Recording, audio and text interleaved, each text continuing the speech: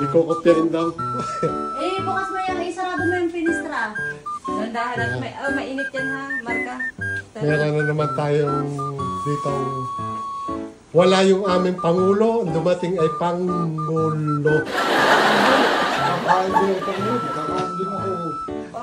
Hindi dumating ang aming Pangulo. Yan. Ayan, di marunong. Baka nakatuloy. Pakitain mo na naman ako. Dati kinakikibidyo din para ako meron din aking vlog. Hello guys, tayo ay magpiprepara ngayon ng masarap na barbecue. Ito ang sahog. Nakasahog na. Nakasahog ko pa pala. Ngayon, atin pang ititindan. Atin pang ititindan. Pagkatapos po natin itindan, Ayan eh yung auto barbecue. oo, yung automatic na. Itindan.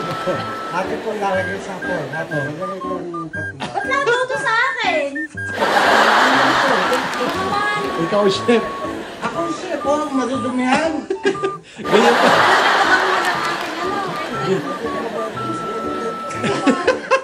One cents. Ate, maglagay ng Tayo ko, pinaiinom pa. dahil magdudumi pa ako. Ganyan pa lang, chef. Oo. Bago na ngayon mga chef. Di ba dati yung makina yun lalagay yung pagkain, tapos ready na. Ngayon, uutos-utusan mo na lang siya. Ito pa lang yung chef yan. Ang pagpapansin, ready na agad. Sasabihin ko lang kung ano lahok. Lahok yan ay... Chef. Chef. Chef. Kakamali lang. Sorry. Ganyan po ang ba't mo ginagawa? Ay, nakaikit. Yan. Chef. May tanong nga ako, chef. Chef! Chef. After 10 minutes, Iikot na yan. hiwalay. Ang galing naman pala. Yan. Ang ayos pa ng pagbabarbecue Oo, dito. ito, ate. Ang galing mo talaga, chef. Chef! Chef. Sorry. Sorry.